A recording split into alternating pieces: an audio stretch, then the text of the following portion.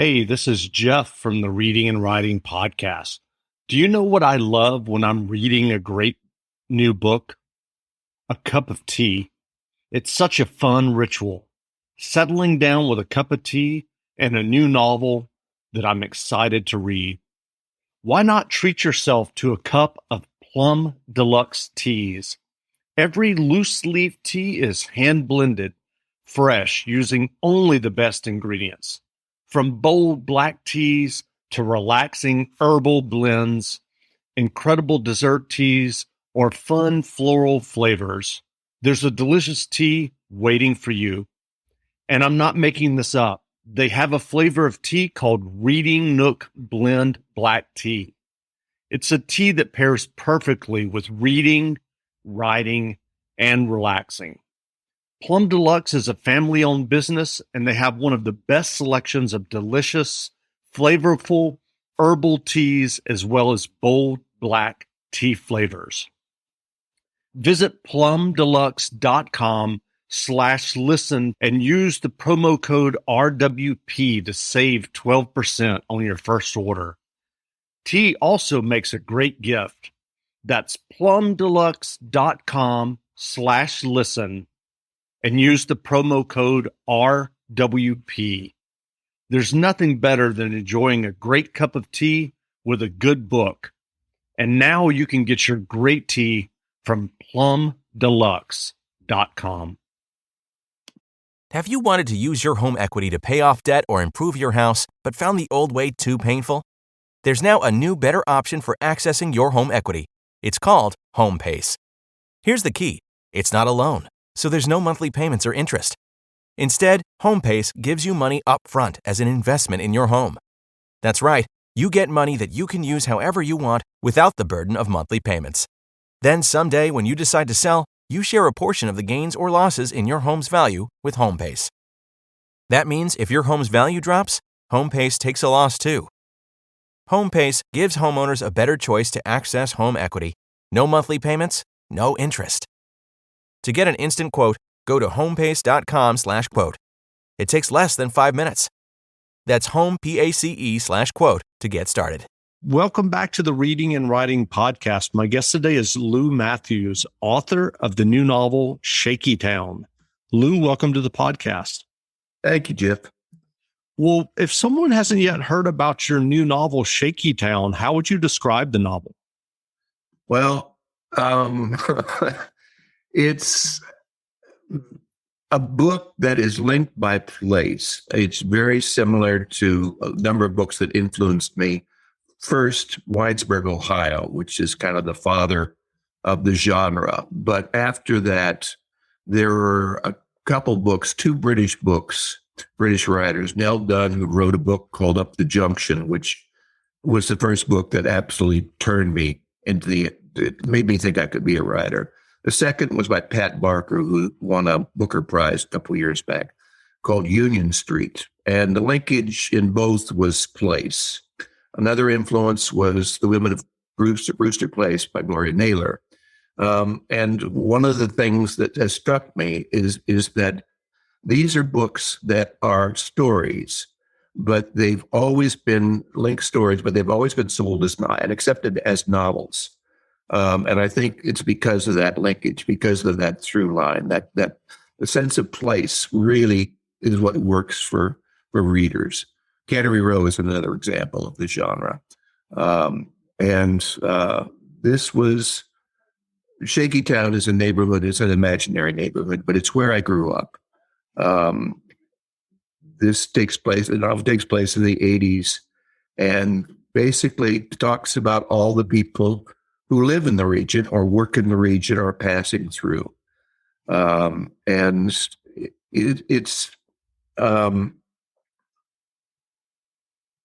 stories that started as early, the first stories in this book were written in the in the middle 80s, 85 to 87.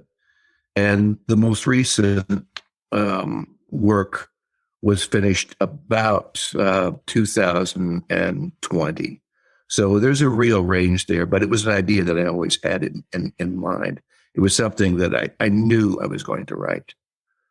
So where did you grow up? I grew up in a place called Glendale, California, South Glendale. But where I actually grew up was a barrio called Toonerville. I was kind of in an odd situation. My mom was a Catholic school teacher. She's raising 5 boys on a Catholic school teacher's salary, which means there's no money, which means, we were poor. We didn't know it at the time, because you live in Los Angeles, and you live most of your life outdoors. It's not the same thing as living in the tenement in Chicago, 10 stories up. You've got the ocean, you've got the sun, you've got a great park system. So we didn't have that sense we were poor, but we were. And the people around me were also poor, mostly brown. And that was the culture I was raised in. I was raised, this was even pre-Chicano. It was sort of like, considered Mexican American at the time. And the terms changed. But so that's where I grew up and how I grew up. And when I started writing, I realized that nobody was writing about these people, and were not considered suitable characters for literature. But I didn't know that at the time, so I started writing the stories. And what was your initial writing journey that led you to writing and getting your first novel? I started out in journalism. I got out of high school by the skin of my teeth. I actually was handed a blank diploma case. I had to make up a C minus. I had to make up a D plus semester of French, which I did in summer school.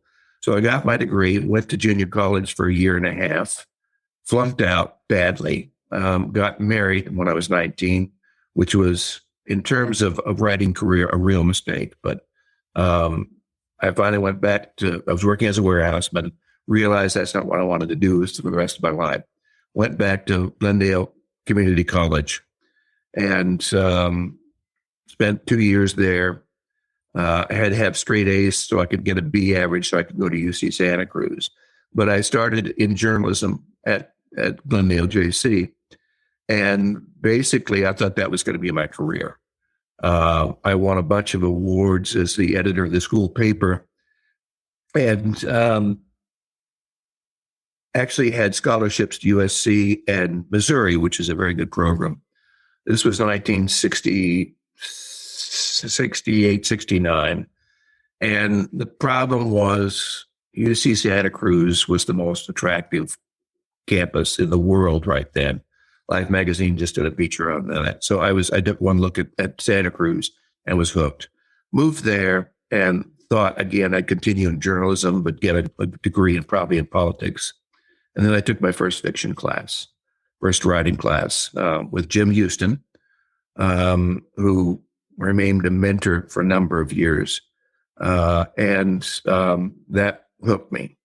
Once I started writing fiction and I got used to the idea of lying, I found that is what I really preferred. Instead of fact checking, I could make up my own facts. That's what sustained me. So I did a lot of journalism. I actually made my living as a mechanic until I was 39, and then did enough freelance journalism, sort of write my way out from under the lube rack. Beginning in 1985, I stopped twisting wrenches and made my living as a writer. You could do that then because there were a lot of airline magazines I worked for and a lot of local magazines that I was working for as well. And you could sustain yourself. You can't do that any longer. But for about a 20-year period, it was possible. But fiction was what always, kept me back. It brought me back to the as I said at the time, I do journalism so I can afford my fiction habit. Sure. So who are some of the writers and authors that inspired you along the way?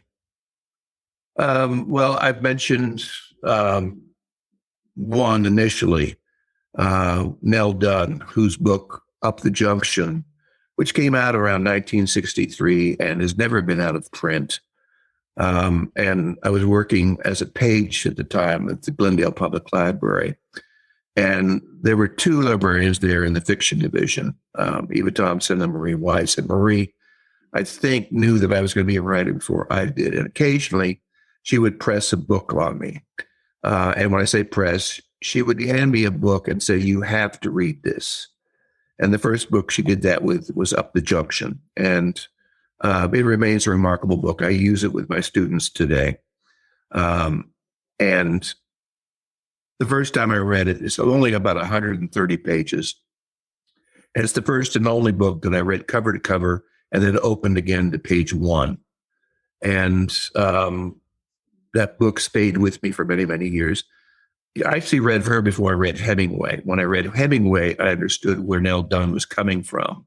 But what Dunn does is even more radical in terms of compression, in terms of economy. She's just remarkable. She can sketch a full scene with one detail, and you get this whole sense of the whole place. Somebody I strongly urge you to read, even now. Basically, it was an account of an heiress from Chelsea who lived in Battersea, which is a slum area in London. And it's a remarkable book. That was the first. The second book that Marie handed me, and the book that really kind of ruined me for a little while, was Leonard Gardner's Fat City. And I would guess by this point, interviewing writers, you've heard about that book before, have you not? I have not, actually. Really? Okay. Yeah. This is Dennis Johnson's favorite book. That's another book you need to read. But if that's a book that has been kept alive by writers. It came out in 1969. It's Gardner's only book. After that, he had a long career in television. He was basically supported by Steve Bocho because Bocho loved that book so much. But it's a book that influenced two generations of young writers. And the main writer that it affected was Dennis Johnson. The current edition of Fat City, which is New York Review of Books, has an introduction by Dennis Johnson, and he talked about how important that book was to him. It was the same thing for me. Gardner's writing about a world. It's about boxers living in Stockton. But if you read the reviews, if you read, Joan Didion, of all people, thought it was the best book of its era. And this is, granted, she's from Sacramento, which is pretty close to Stockton, but she just talked about the fact that Gardner nailed that world. It was a world she used. But you also have quotes from people like Ross MacDonald, who says, in his pity and his art, Gardner, like Melville, has created a world that I can't remember the rest of the quote. But anyway, it was a quote that would make it really hard to write another book. But it was filmed by John Huston, I believe it was 1972, and nominated for a couple of Academy Awards. But that was the book that really made me want to write fiction and write it in a very particular way. We're very different stylists. Gardner is the only writer I know who uses the passive voice effectively. That's also a book that you could probably argue ruined an entire generation of writers too, because you thought if Gardner got away with it, I should be able to. He's writing about a world that's considered grim or bleak. And it is that, but there's a real beauty in the way he describes it. And that's always been a model for me. And the reviews of Shaky Town have basically said that this is a book that basically has it's a dark area, but there's a few gleams in the edge, around the edges. So it's great. Well, are you working on a new novel now? There's another novel that is essentially ready to go. This one is called Hollywoodsky. And Hollywoodsky is the story of Dale Davis, who describes himself as a faded screenwriter. And his friends say, "Don't you mean a failed screenwriter?" And Dale says, "No, only poets can fail. Screenwriters fade because the bar is set so low." But at one point, he was a fairly successful screenwriter. He was active in the Writers Guild, Writers Union. And during a strike, he went after a very powerful producer who was a strikebreaker, who was writing material on the side and convincing other writers to write during the strike. And Dale went after him. And as a result, his career was essentially scrapped.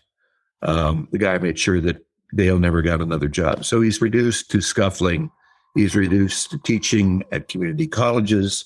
He's what we call a freeway flyer, somebody who has to teach at 6 different colleges in order to make a living. And then rewriting screenplays for very rich students. The best introduction to that book, if you go to the New England Review, just go to the archive and type in Lou Mathews, and 2 stories will pop up. One is, the first story is called "Some Animals Are More Equal Than Others," about a film shoot in Nicaragua that goes seriously awry and eventually gets scrapped. But it was the high point. The opening line of that story is, "No man knows his apotheosis." Carl Jung said that. "No man knows his apotheosis, but I know mine. And I can tell you the date and the time." And basically, he was named as director for a movie that was eventually canceled. But that was the high point of his career. The second story is called "Tutorial." That came out just last year. And that's about going up to a Christian college in Malibu that will remain unnamed to help one of his former students accept an award. The only problem is that Dale is banned from the campus because he's not Christian. He's a secular humanist. But and you can take it from there. But anyway, you can read both those stories and get a glimmer of what the book is about. At this point, it's 8 stories about Dale Davis. And then there are also 3 stories that are by Dale Davis. And those 3 stories essentially chart his own decline. I mean, it's somewhat like one of the models for this was Hogarth's "The Rake's Progress," which basically shows the decline and fall of a rake in England in the I think 18th century. And with Dale, it's the same thing, and his own stories sort of chart where he is mentally and emotionally. And it's a gradual descent. It does, however, have a reasonably happy ending because he gets some money from an odd place. A title of one of his books was used by a studio, and eventually he gets to sue. And even though the movie has nothing to do with him, he gets to get some bucks back for having the title used. But as I say, those 2 are at the New England Review, which is a delightful place to publish. And you'll also find an interview there with me about Shakytown, and has quite a lot more on the history of Shakytown, how it came about, and about how I grew up and where I grew up, and explains in far better detail and far more cogently than I'm doing today. So I would recommend that. Well, I know that you've taught creative writing, and I'm sure it's hard to boil down all of your thoughts into, a few sentences, but I was wondering, what writing advice would you offer for those who are working on their own stories and novels and possibly trying to find their own narrative voice on the page, so to speak? Well, it's interesting because I have a couple of very different kinds of students. I teach at UCLA Extension in the writers program, and that has a long history. UCLA Extension actually predates the university itself, 101 years old. And for about 60 years of that time, it has been the primary birthplace for any writer starting out in Los Angeles. I mean, if you look at the number of people who've gone through the program, Leila Lalani, Marissa Silver, Amy Bender, I mean, the list is endless. Two of my own students, Jim Gavin and J. Ryan Straddle, who's had two bestsellers, writing about Minnesota, Kitchens of the Great Midwest and Lager Queen of Minnesota. Neither of them, see, J. Ryan doesn't have an MFA. So it's where you go if you want to create your own MFA program, essentially. I also send a lot of students on to MFA programs, and I'll probably roast in hell someday for that. I've now said about 90. But that's the other way to go. And to some extent is the easier option. But it's not necessary. But I have an hour and a half lecture on MFA programs, and it starts with a quote from the great poet William Mathews, no relation. And Bill Mathews said, the thing you need to understand about MFA programs in writing is that they're essentially a pyramid scheme. And the people at the top of the pyramid are not dying off fast enough. So what can you expect from an MFA program? You probably will not get a mentor, may happen. You won't find an editor. Target has Laundry Day covered because they offer a great selection of concentrated Tide Pods to help with all your laundry needs. Tide Pods clean, freshen, and help rejuvenate your clothes with odor fighters and stain removers. Did you know Tide Pods clean better than the leading liquid bargain detergent? Tide Pods are powerful enough to make your whites white and your brights bright, even in cold water. Just toss in 1 Tide Pod for small loads, 2 for medium, 3 for large. It's that easy. For great value and convenient pickup options, get Tide Pods today at Target.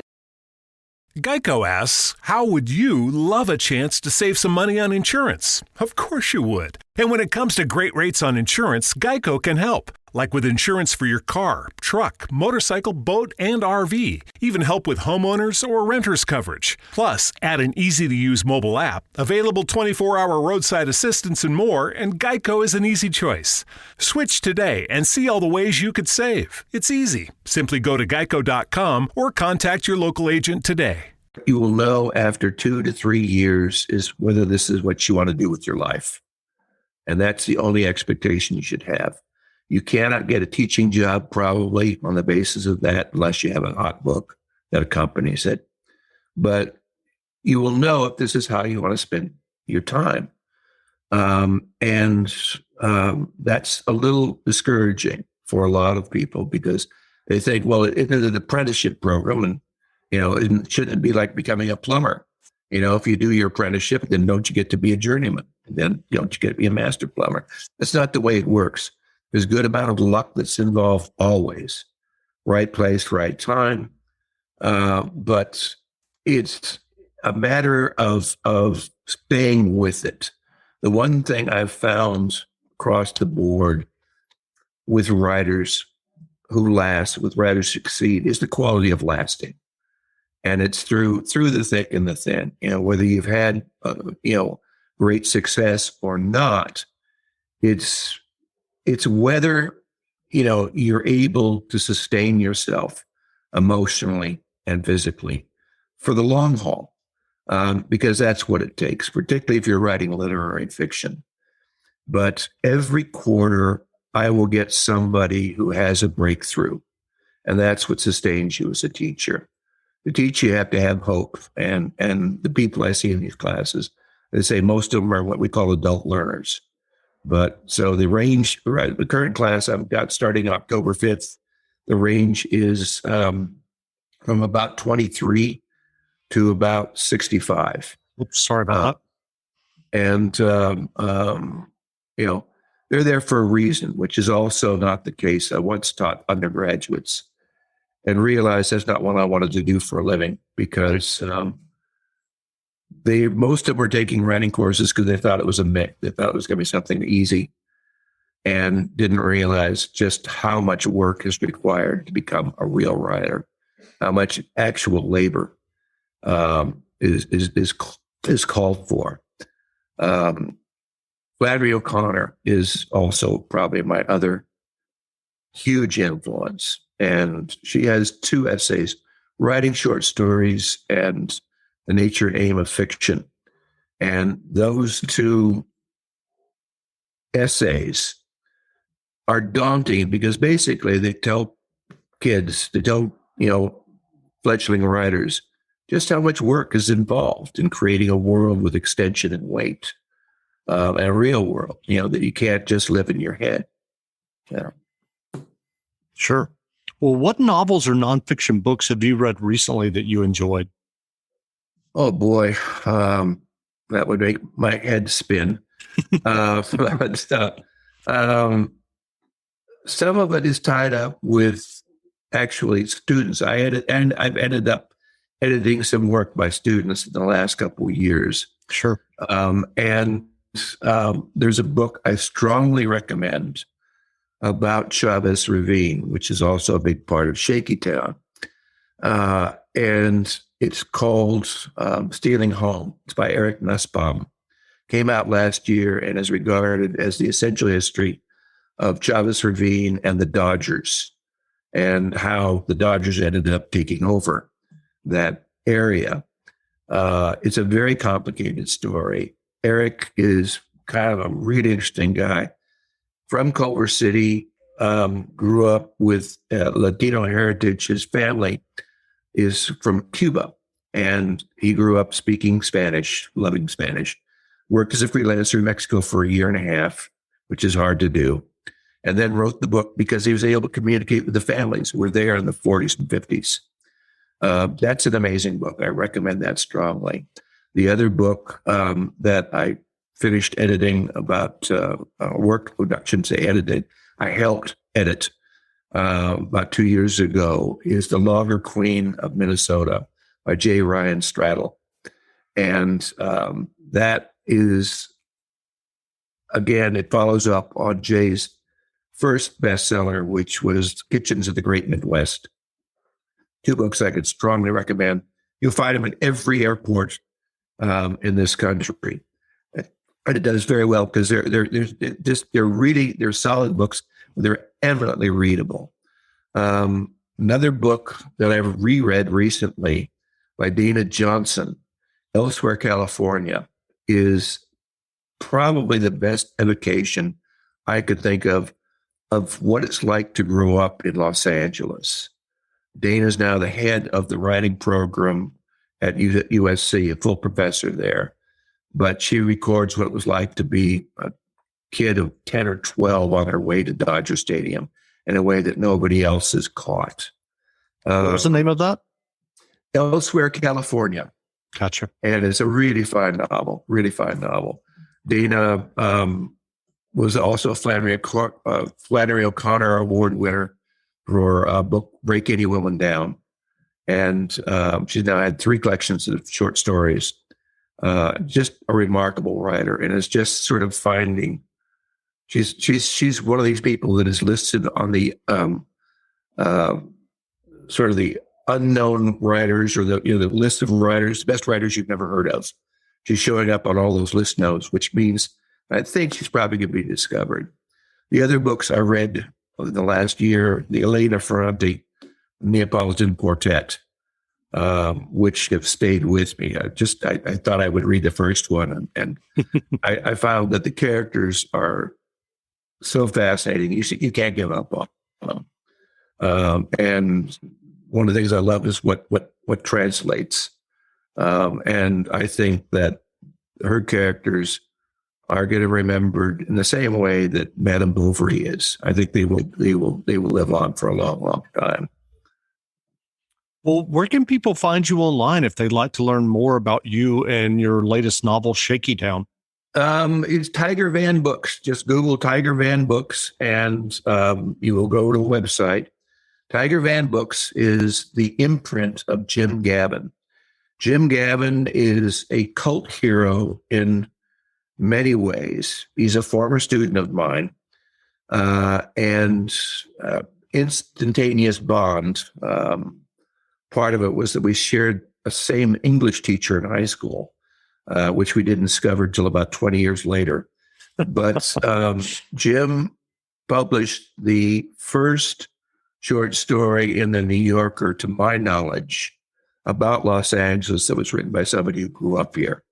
It's called Costello and is a remarkable story, and was the basis for his first book, Middlemen, which came out in, I think, 2015. I'd have to check, but did very, very well.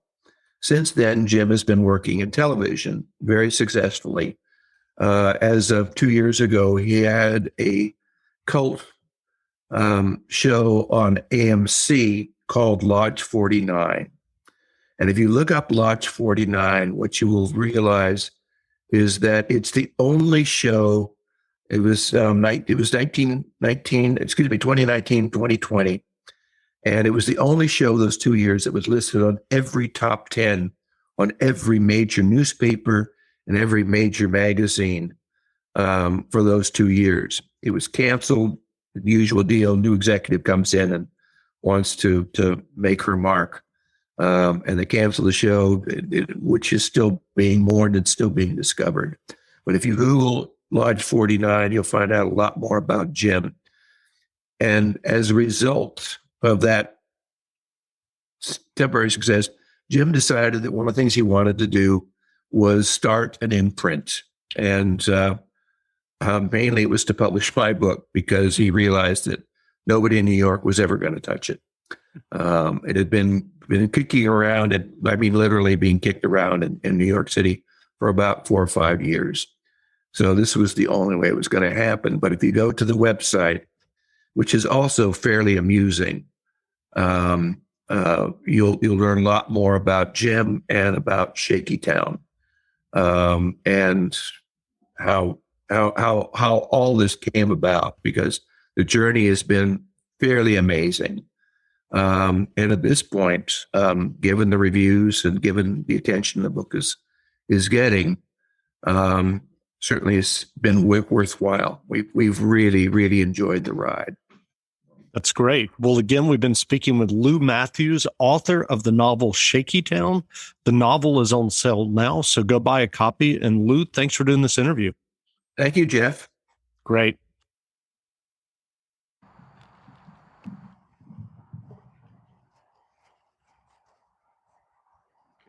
All right. My daughter Jennifer couldn't be here tonight, and she has one thing, which is she wants a photo of the crowd. And we're going to go beyond that. What I'd like you to do, if you have a copy of Shaky Town, I'd like you to hold it up. All right. That's a start.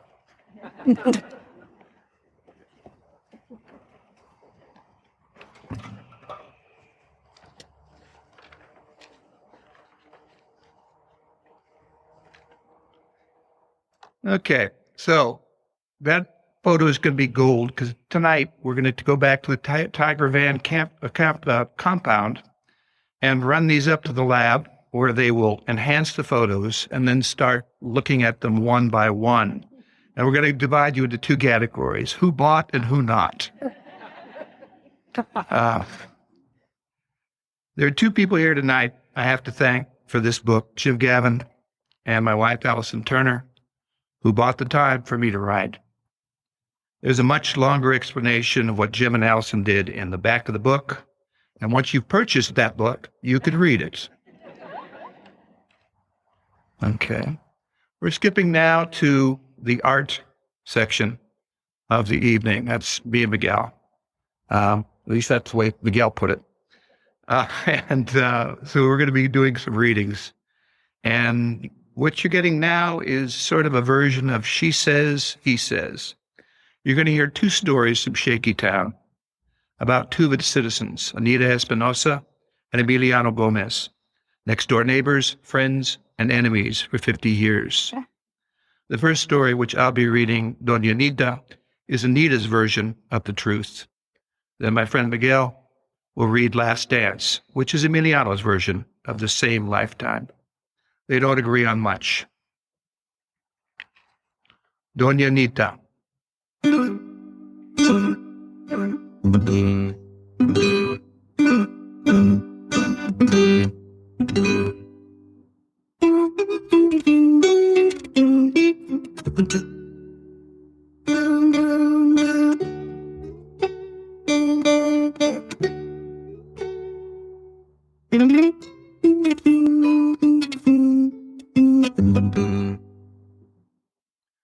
old Borracho is playing his guitar again. I can hear him through the hedge. I'm sitting on my porch swing, as I'm sure he's sitting on his in these twin houses. That old Borracho, Emiliano Gomez, has lived next door to me for more than 40 years, and he's been playing his guitar all those years, but it doesn't sound the way it used to. The hedge is Eugenia and has a new bug that shrinks the leaves and fills them with blisters, and now that it's so thin, you can hear better. But he also plays differently because he lost those 3 fingers on his right hand. He always said he was lucky not to lose his chord hand. He strums with the stubs and even picks a little with his thumb and little finger. 40 years ago, when we were all newly married and there was no hedge, he and my Lorenzo would stand in the yard and serenade me and Josie. My Lorenzo couldn't play anything, but he had a deep voice, and he sang like an angel going up to heaven. Whenever he sang Volver, he could make both me and Josefina cry. We were so happy then, and I'm not making this up. I know you can lie to yourself, because of course you were happy. You were young. But we really were. There was plenty of work, and a man could earn enough so that his wife could stay at home and raise... This Memorial Day, get more for your money at Meijer. Grilled tasty burgers with 80% lean ground beef at $1.99 per pound. And Kingsford Twin Pack Original Charcoal for $17.99. Coca-Cola products are buy 5, save $5, plus deposit where applicable. And shop the same low in-store prices using home delivery or pickup. Exclusions apply. Plus, Meijer credit card holders get 10 cents off per gallon at Meijer gas stations. Meijer credit card offers subject to credit approval. Terms and conditions apply. Details at Meijer.com/credit card. See the deals in the Meijer app. Target has Laundry Day covered because they offer a great selection of concentrated Tide Pods to help with all your laundry needs. Tide Pods clean, freshen, and help rejuvenate your clothes with odor fighters and stain removers. Did you know Tide Pods clean better than the leading liquid bargain detergent? Tide Pods are powerful enough to make your whites white and your brights bright, even in cold water. Just toss in 1 Tide Pod for small loads, 2 for medium, 3 for large. It's that easy. For great value and convenient pickup options, get Tide Pods today at Target. Kids. I was always sorry that Lorenzo and Emiliano didn't work together. They were good friends, but Lorenzo was a paving contractor, and Emiliano had a more artistic nature. He could carve beautiful things, statues and chairs and even musical instruments, until he went to work at the studios. That ruined him, I think. All that money, and they broke everything he made. After his son died, everything changed. He loved that boy, Pablo. And after he died, that man changed, and I don't mean about him losing his fingers and losing his job. You could get another job. You could have another kid. Lorenzo and I lost 2. God took Ronald and Kathy, and we missed them. But we prayed, and we had more kids. Emiliano was different. I think he lost his faith. He was always kind to Josie, but he didn't want any more kids, and I know that discouraged her. She got the cancer in her 40s, and she died well before her time. A few years after Josie died, and all the kids were out of the house, Emiliano planted that hedge between our houses. And about the time you couldn't see over there anymore, he started bringing women home. I don't say they were putas. Maybe he was picking him up at that Kelso's Roundhouse or Las Quince Letras, where he spent so much time. Maybe they weren't paid for whores, but they all delivered, and some of them were noisy. We could hear them. It made my Lorenzo smile and turned him into the devil, too. I got no peace those nights. Some of those nights, sometimes when those women went home, Emiliano would come out on his porch and play his guitar. He'd play the songs of the Revolution, but he would play them slowly. The Adelita is a lively song, but when you play it slowly, it's a love song, full of longing. Every time he would take my Lorenzo out to our porch. Play it again, Lorenzo would say, through the hedge, and he would. He'd play it 3 or 4 times, and sometimes La Cucaracha, which is a thoughtful and funny song, played slow. And when Emiliano was ready to go to bed, he would play Lorenzo's favorite. Lorenzo was a tough man, the rock we all washed up against. When Emiliano played Cuatro Caminos, That would always make my husband cry. He played it at Lorenzo's funeral, and I couldn't stop crying. Tonight, the old Borracho has been playing a lot of Pedro Infante. He's drinking, you can tell. You can hear the ice in his glass. I don't know what he drinks now. He and Lorenzo stayed to tequila in the old days, muy tradicional, with a lime and salt. No ice for them in those days. But I think they drank less. I never had a taste for it. Sometimes a beer, but I never really liked it. I do have what my abuela and mi mama had, good hot tea, yerba buena, and the other herb that helps with the arthritis. They tell me if you smoke it, life seems comical, but in tea, it just makes you calm. Now he's playing a pasodoble that takes me back to when we all still danced, and it's lively. And when he stops in the middle, he catches me with my toe tapping on the porch boards. He's quiet, and then I hear him refill his glasses. And then he says through the hedge, "What would you like to hear, Doña Rita?" And I say, "La cucaracha." And he plays, and I push back on the swing and lift my feet.